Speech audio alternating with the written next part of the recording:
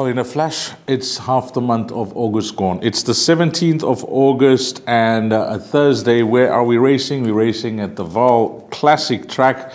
Good day to you racing fans, whatever time you are watching this Gallop TV preview show for the Vaal. And as always, we welcome Alistair Cohen into the studio. Of course, he's been a firm fixture for the past season or since inception of having preview shows for the rest of the province beside here in KZN.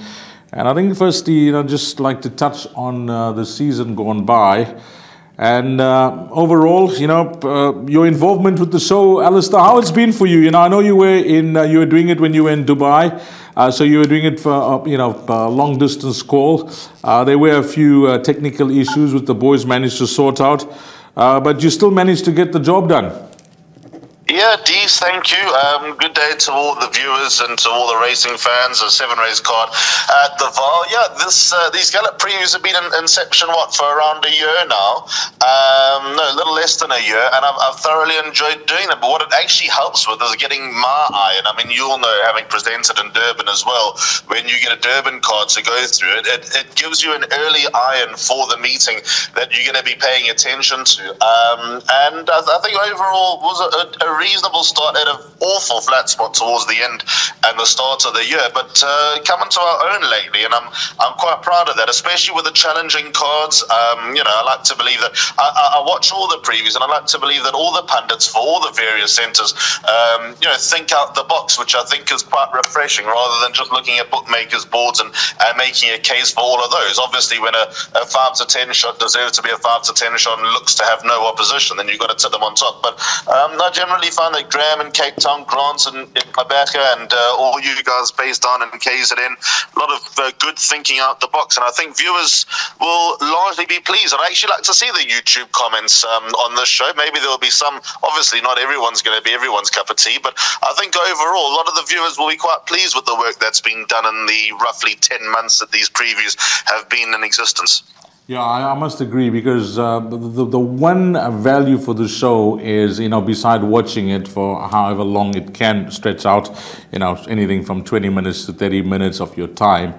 It's more for the guy that, has limited time, having a look at the form guide, just guiding him in the right direction with his selections compared to what's being done with the homework of the analysts. So, Alistair, we thank you for your time, and hopefully it turns out to be a wonderful season, because you are a guy up at the Highveld for the Vaal in Turfentine, and hopefully it turns out to be a wonderful season for you on the show. You mentioned 7 races carded, so race number 1 will kick off at 12:30. It will start off the bar pots and the place accumulator. Take note of that, racing fans, and you'll need to get your bets on by 12:30. It's over 1,200 meters. It's a maiden plate for 3-year-old fillies, and as always, the betting proudly brought to you by Hollywoodbets. Let me give you the betting at the time of recording. I actually took this betting down a day ago, so if there are changes, I do apologize. Number 1, Tamil Tigress at 11 to 10. Number 2, 7 to 1. 3 at 7 to 1. And then there is money anti-post Hollywoodbets. Number 5, Storm Player, 5 to 1 into 7 to 2. So guys, buy pot and place accumulator begins in race number 1. And how are we seeing this race? Of course, there's a lot of unknowns here, but the one that seems to be attracting some betting support is the daughter reversing Getrick, Storm Player, Alistair. She's seriously interesting, Dees. Before I even jotted down the market, she jumped off the page as far as the first-timers are concerned. Obviously, from a yard that knows how to get them ready. I suppose when you look at number 10 on the card, Crimson Forest, there's another first-timer that makes some sort of appeal, but she'll need much further, being by Silvano out of a Commands mare. I wouldn't expect her to win first time out over 1,200 meters. So number 5, Storm Player, very interesting daughter reversing Gedricks out of a What a Winter mare. I don't have any family line to work on for the Mare Water Player, but with that said, I think the money on this filly does speak some volume, so expect her to shorten as the day goes on before race number 1 at 12:30 at the Vaal. Comfortably, the best racehorse in the race is number 1, Tamil Tigress. She travelled down to Durban 3 times during the season. That's a hard thing to do. I think she probably ran flat and also probably outclassed in the Durban Golden Slipper on Hollywoodbets Durban July, where she wasn't disgraced at any stretch, being beaten 7.5 lengths by Mr. Geriatrics. What's that? 4-5 lengths behind the second placed horse was number 1 Tamil Tigress. So there's a lot of impetus that you can take out of that race, but I also don't believe number 5 Storm Player needs to be a world beater to win this. So first leg of the bar pot on PA on the 7-race card. I'm in with both horses, but come race time, I might be swaying more towards number 5 Storm Player if there is continued support for her. Okay, number 5 Storm Player could be the interesting runner of the first timers with that anti-post betting support, but Tamil Tigress, I think, will get the vote of many as an inclusion in the place accumulator and the bar pot that begins in race number 1. And then it's on to the big one, the pick 6 at 1 o'clock. Race number 2, it's over 1,200 meters. This is the how they're betting. We got horse number 1 at 5 to 2. Or 15 to 2, apologies. Number 2 at 6 to 1. 3 is an 8 to 10 shot.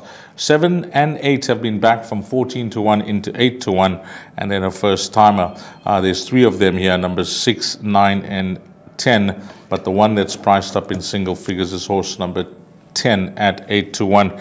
Odds on shot here, Alistair, Babylon, Van Vieren, and Larina. Well, Larina certainly got his engines quickly flowing beginning of the season, because I mean this guy's made a statement already. I don't know what his plans are, but definitely firing is Larina, and he rides number 3 Babylon. Yeah, he'll be hungry after a fairly quiet last week for Gavin Larina. He'll be hungry to get his name on the board a few times at this meeting. I'm banking number 3 Babylon, the PADs, but I don't think he's an 8 to 10 shot. I know that the field's quite shallow, but, you know, being beaten second by Try Me, who ran an almighty stinker on the weekend at Turffontein, worries me a bit with the son of Global View.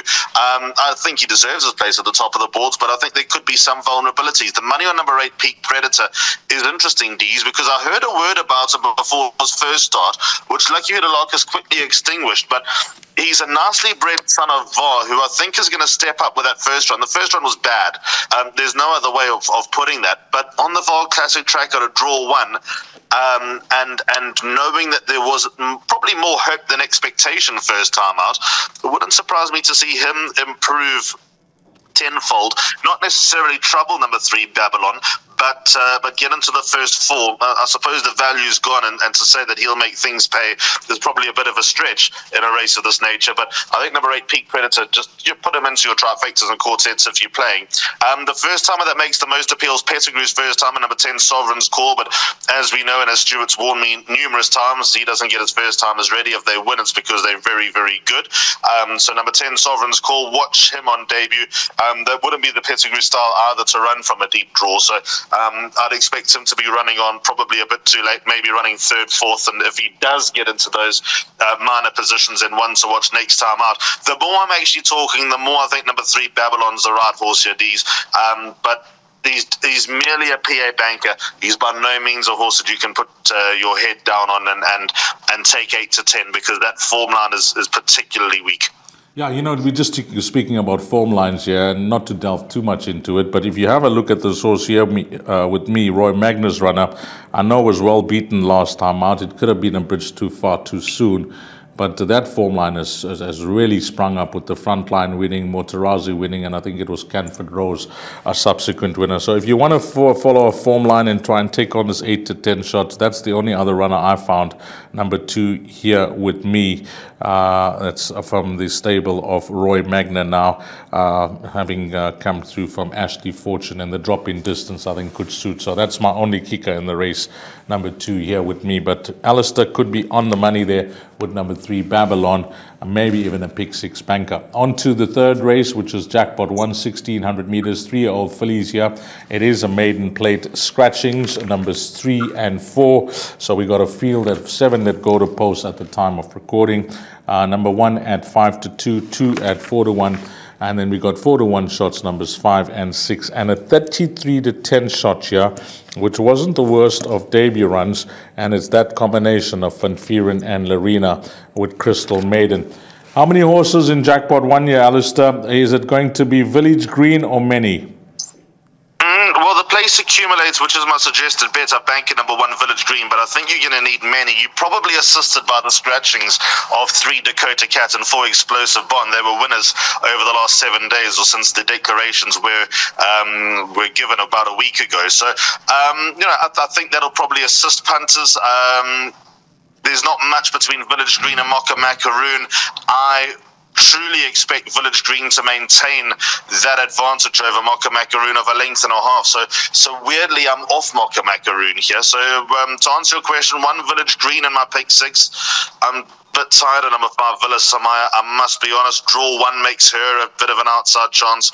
I'll go 1, 5, 6 and 9 in the pick 6 to answer your question, Dees. But I'm confident number 1 Village Green will win. This Daughter of Flower Alley goes a mile for the first time. She's gonna love that. She's gonna relish that. She ran her best race last time behind Elemental Force. As mentioned, holding number 2 Mocha Macaroon on that run. I see no reason for that to turn around. Calvin Abib now takes her out for Stuart Pettigrew. Like I said, she's a PA banker. If you are looking elsewhere for winners, number 5 Villa Samaya, as mentioned, draw 1 makes me more of a believer than I initially was about number 5 Villa Samaya. 6 Courageous, scratching our head with this Daughter of Canford Cliffs, because she shows such good work. She's been ridden by 5 different jockeys, including some of the best around, and they've all got off with the same remark: she gives me such a good feel. And then the next question is, okay, so what next? And they don't really know what to say. And that's been with all 5 jockeys with number 6 Courageous. So maybe going back to a mile, which was her worst run, to be fair, but maybe going back to a mile, we'll see her run a better race this time around. I think that when she gets it right, she'll go in a bit of a streak, number 6 Courageous, but I'm probably more hopeful than optimistic with her. And number 9 Crystal Maiden, clearly got a lot of scope to improve, having run 4 lengths in a sense first time out.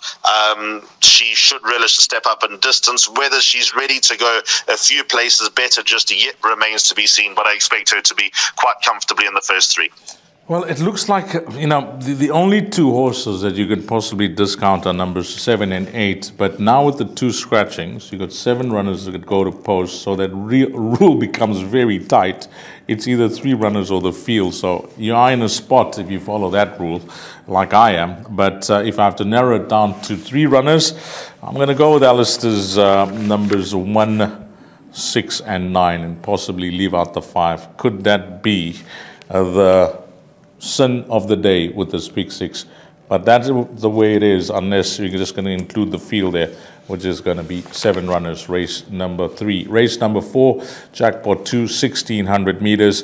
And let's have a look at the betting. Number 1, Purple Pitcher, 2 to 1. Number 2 is at 8 to 1. 4 at 8 to 1, and 5 at 8 to 1. And then we got a 28 to 10 to shot here. That's Katsu, number 7. And again, I mentioned it at the top of the show. This combination could be the one to follow at this race meeting. It's Larina and Van Vieren. Again, it just looks like that type of race where you're either going to go short in the bar pot and the place accumulator, or you're going to run for cover. Because this race, the progress to come seems to be just with 1 horse here after what was a promising introduction, number 7.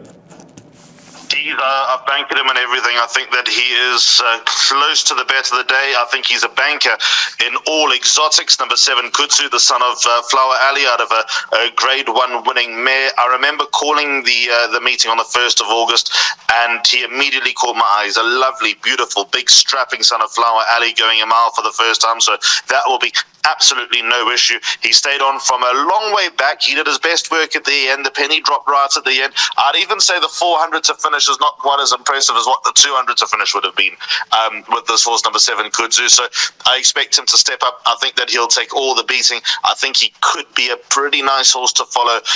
What level he's going to get to, I don't know, but I think there's something there with this number 7, Kudzu. I think it's going to be an interesting race in that I think numbers 1, 2, 4 and 5 and 6 are all horses that are probably not far away from winning, but I'll give the advantage to the fact that this horse number 7, Kudzu, is going to come on with the first run, whereas all these other horses have had that chance and have found nice horses along the way. But I think they're coming up against a nice horse again on Thursday. So banker in all bets, number 7, Kudzu, draw 1. There's too much to like about him. I can't put anyone off. I think he'll win. Yeah, if memory serves me right, damn headstrong, it's that horse Unyielding that we speak about. This must be a full brother to Unyielding. Number 7, Kudzu. Gavin Larina up for Van Vieren. Combination to follow. Like the confidence coming through from Alistair Cohen and the 1600-meter trip. I agree 100% after watching this horse first time out. All he needs to do is jump from draw 1, and he'll no doubt be the play of the day. 28-10 looks attractive, Alistair. Yep, great price. If he was 2-1, I'd still be prepared to go into the queue, to be honest. So 28-10, that's not going to last, guys. Whatever time you're watching the show, that looks to be too good to be true with number 7, Kudzu. Race number 5, 1800 meters. This is a Pinnacle Stakes, and we often refer to the best weighted column, but you refer to that, it is tight. I'll give it to you if you don't have a form guide. Emerald Gina is at 120. Then we got Eye of the Prophet at 117, and Joint 3 and 4 at 116, and then Duke of Sussex at 115. Well, you're going to have to be the judge on a true rating over this distance of 1800 meters. They're betting number 1, 7-2, number 2 at 33-10, 4 at 4-1. The scratchings are all of 3, 7, and 8, bringing the field down to just 6 runners. And then we got number 9 at 9-2. And I see Muzi. I don't know when last I've seen this. This boy's putting on a bit of weight. He's plus a half kg here. Number 9, Emerita Gina. So he's plus a half kg. Is our good friend Muzi. Race 5, 1800 meters. If I had to give my selections here, Alistair, and you press me for a top choice, I'll be leaning with number 1, Eye of the Prophet. You know, Rachel has had such a wonderful last season with this fellow, and of course she seems to get, you know, the best tune out of him. And from draw 1 against this type of field, you know, he's a horse that you can bank on getting a true run. The first observation I made in this race is that Paul Matchett's obviously entered all these horses to keep the race alive. He's already scratched 3 in Effective River Romeo, Haslo Grande, and Angel of War. So I think that's the first sign that Eye of the Prophet is in the right place, you know, desperate to keep the race alive, because I don't see too many options for Eye of the Prophet for the next couple of months. I mean, I'd expect him to run the Allied Steel Road on a Mission Mile, probably have a tilt on the Betway Summer Cup, maybe the Victory Moon, races like that, because off his racing, his options are limited. But, you know, I wouldn't see a reason to be desperate to keep a race like this alive unless you believe that he's in the right place and that there's a win for the taking. So that is the first thing that sprung to mind with number 1, Eye of the Prophet. And despite top weight, he's earned that weight. He's already a grade 2 winner, placed at grade 1 level. There's a lot to like about him. He ran a bit flat last time, but obviously next to him was Perfect Witness, who came out and franked that form. The only other horse that I give the light of day to in this race is number 2, Duke of Sussex. Not because he's a better horse than Eye of the Prophet. There's no way he is. And you know, if this race was probably at, let's say, neutral ground like Hollywoodbets Greyville, I wouldn't think that Duke of Sussex would be able to receive 6 kilos from Eye of the Prophet. But Duke of Sussex is an absolute homeboy. At the Vaal, he's different division. Just on this classic track, never mind down the straight where he won the World Sports Betting Grand Heritage, just on the Vaal classic track, he is 6 from 8, including 2 places. So that is the level that he brings to the Vaal. God knows why he can't travel away at Turffontein. He's absolutely moderate, but at the Vaal, he's a different horse. So that is the reason why I have the time for number 2, Duke of Sussex, but in my heart of hearts, I think number 1, Eye of the Prophet, is a better horse and will still win it. But I've got both in all my exotics. Numbers 1 and 2, just an observation with Eye of the Prophet. If he wins this, well, he'll be the next equine millionaire in South Africa. If he runs second, he'll just be 1,000 rand short of that. So that will just be around the corner if he does run second. But Eye of the Prophet, yeah, he's given us some wonderful memories as a 3-year-old. Yeah, especially that ride. That ride of Rachel Vinica will stand out as one of the rides of the season when she won the Gauteng Guineas on this fella, beating Royal Victory. Race number 5, Alistair suggesting numbers 1 and 2, good enough, and I'm in agreement. If you want cover with after profit, the obvious horse is the specialist at the Vaal. Race number 6, 1450 meters, merit rated 72 handicap. How we go here? It's the penultimate race on the card. Race number 1, Rain or Shine. Now this horse, I must tell Alistair, I don't know if he was following this horse when he first came out with Peter Muscat, but they had very, very high hopes for him, and you can see how he started off his season. He's trading at 3-1, number 2 at 7-2, 3 at 5-1, 5 at 6-1, 6 at 6-1, 7 at 9-2, and then we have in cahoots. Hollywoodbets have given us this update. From 33-1, the horse is shortened into 20-1. There is a form update for in cahoots, ran on the 10th of August, finished 11th, beaten 5 lengths behind Back to Basics. Yeah, Alistair, arguably the most interesting runner for me in the race. I say interesting because I know what happened when he first started off his career, which was way back in 2021. He's actually a 6-year-old these days, just showing how time flies. And he started off his career late, but now being a 6-year-old, he's very, very lightly raced. And now with Robin Claassen from January 2023. So what's he had? 1, 2, 3, 4 runs for the stable. And yeah, what you make of a horse that showed so much of potential when he started off? Of course, there were issues getting him to the racetrack, etc.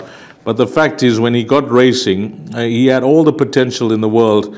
But he seems to be in and out of late. I mean, he's a horse that's obviously got his issues to deal with stables, you know, have to work on, I'm sure, on a daily basis with a horse that's got these type of issues. How much can you trust a horse that's got these issues as well, Dees? I mean, as far as the law of averages, obviously horses only start their careers as 2-year-olds, but as far as the law of averages, he's a 6-year-old who's run 6 times, so he's run once a year. That tells you everything that you need to know about number 1, Rain or Shine. Despite his undoubted ability and obviously what he shows back home, there's just obviously demons with number 1, Rain or Shine. Out of draw 1, I give him a chance, but there's a horse in this race that I like a lot of these. I actually want to ask you, because they won on the same day at Hollywoodbets Scottsville a couple of weeks ago.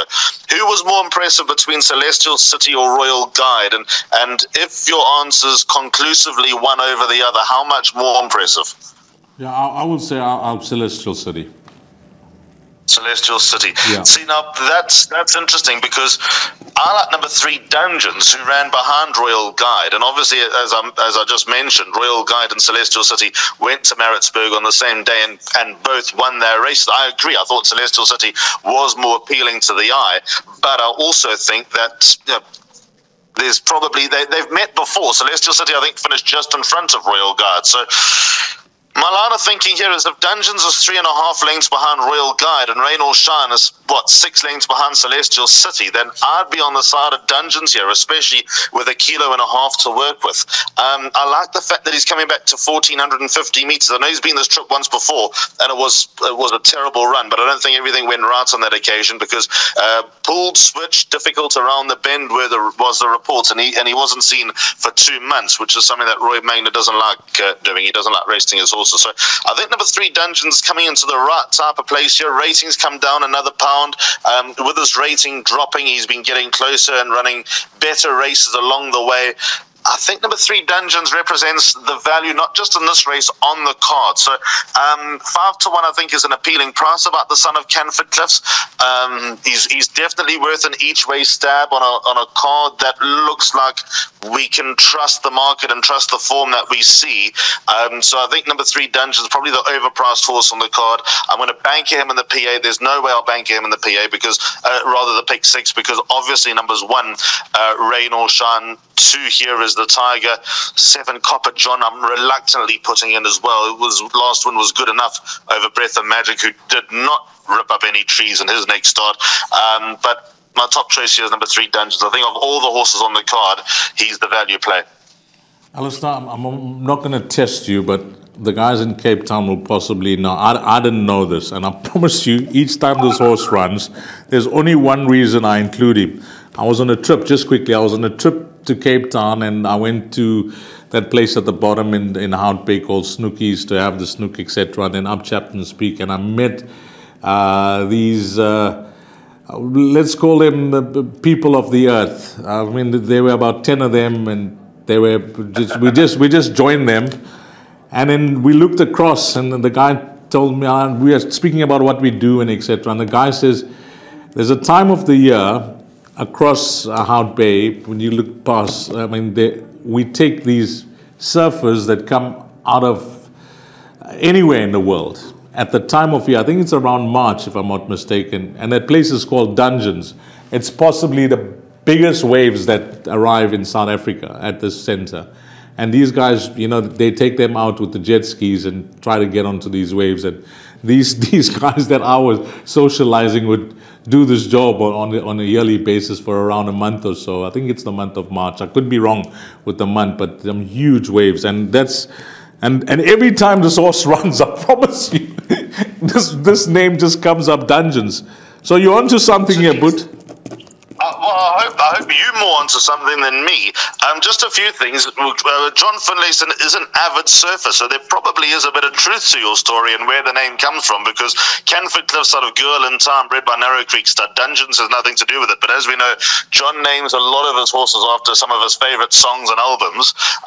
And being an avid surfer, there's a good chance, and I know he spends a lot of time in Cape Town, there's a good chance that Dungeons is something that he's familiar with. The other thing that I've got to mention, and something that you're better at than a lot of our colleagues, is that you can have a conversation with anybody, because I know exactly what type of people you're talking about in that part of the world in Cape Town. Those salt of the earth type of guys. I'd avoid conversation. That's why when I'm with you, I feel a lot more comfortable. But I think you're spot on. If John's a surfer, you're 100% that he's named as Dungeons. Because I can't see, you know, the girl in time, Canford Cliffs, yes, but I don't know. But if it's John's a surfer, he'll know exactly what we're talking about here. Race 6, horse number 3, Dungeons going to be the value. And who knows? Wow, wouldn't that be a story if that one has to arrive? I'll be having some 5-1, 100%. Race number 7, closing things off, 1,450 meters, merited 88 handicap. Now, at the time of recording, no scratchings yet, but this is arguably, I don't know if Alistair will agree with me. I mean, if you are running in the pick 6 with the minimum spend, how are you going to play this? It's up to you, but I think the best way to do it, it's 7 races. The pick 6 is beginning in race number 2. We got some nice horses that Alistair's picked out earlier on today.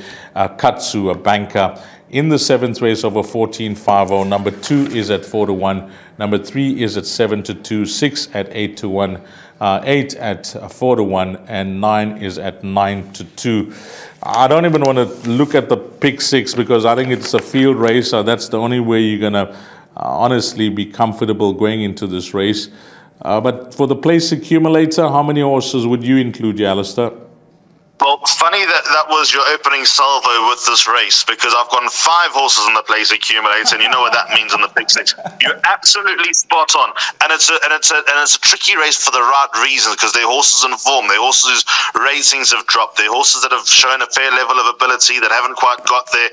So, without putting too much thoughts and too much explanation into this race, my PA numbers are 2 Foster Novo, 3 Scallywag, 4 Aravadicio, 6 Cotinos, and 8 Funky Music. My top choices, number 2 Foster Novo, but with no degree of confidence. I think the winner could come from anything in that race. I'm hoping to at least double up by going half the field in the place accumulator.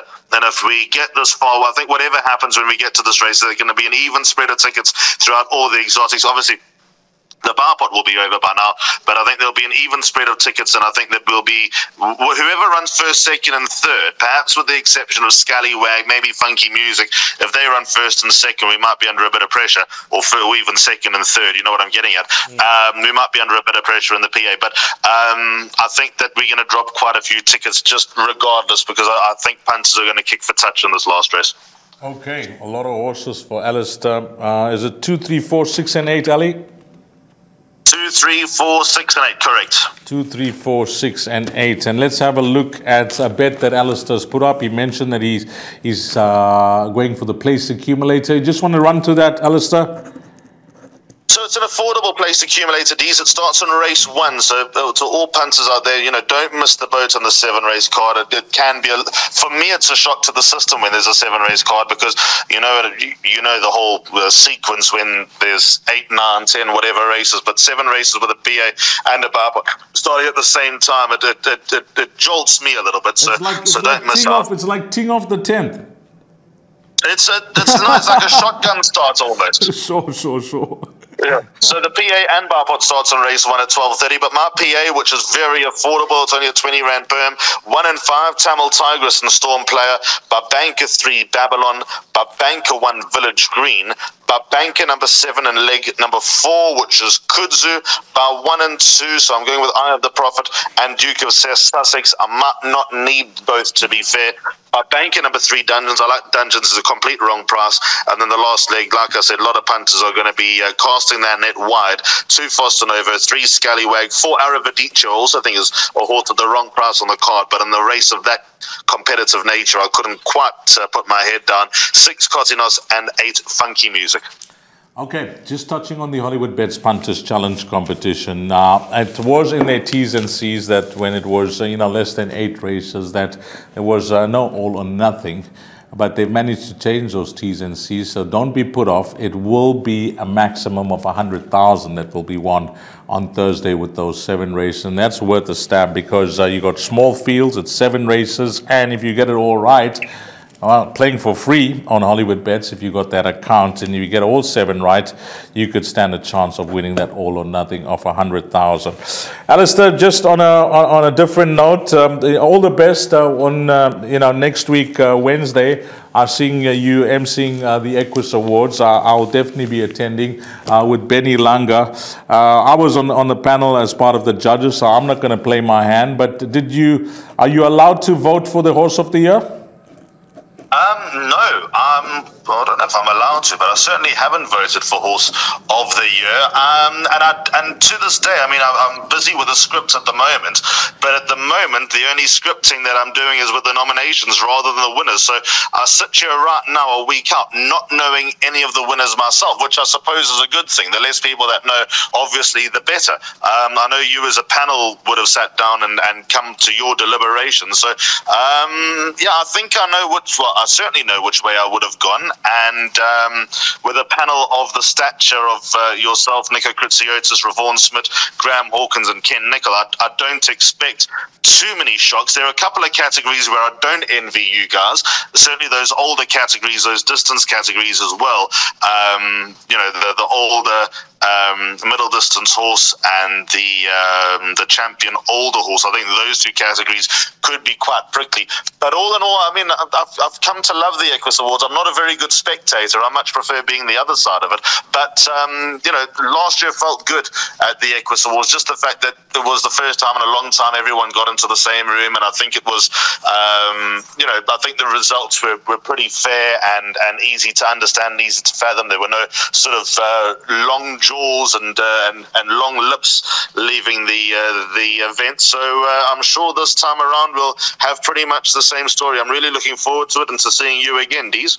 Yeah, it is a point system, the public vote, and then the judges. It's a combination of 3 that will crown our Equus champions this year, and we wish all the nominees all the best. As always, Alistair, always a pleasure. And before we say goodbye, how did the Premier League kick off? You happy with everything, or you got a few grumpies? Few grumpies? No, don't. Grumpies. No, don't bring that up. Don't bring that up. I had Grant Knowles in Cape Town winding me up because he's a Newcastle fan. Whoa. And they smashed Villa. Newcastle were actually brilliant. I don't know if Villa were off it, but Newcastle were different class. 5-1, terrible start. I wish you never brought that up. Yep, but it's still early days. A lot of hands still to be played. And that is it. That's our show. Thanks to Alistair Cohen. And that is it. Our 7 races from the Vaal this Thursday on behalf of the entire team at Gallop TV, Alistair Cohen and myself, Dees Dynan. Hopefully it turns out to be a wonderful day with those 7 races carded. Take note, race number 1, Barpot and the Place Accumulator, and race number 2 will kick off the Pick 6. Until we meet again, you take care. Salani Kashte.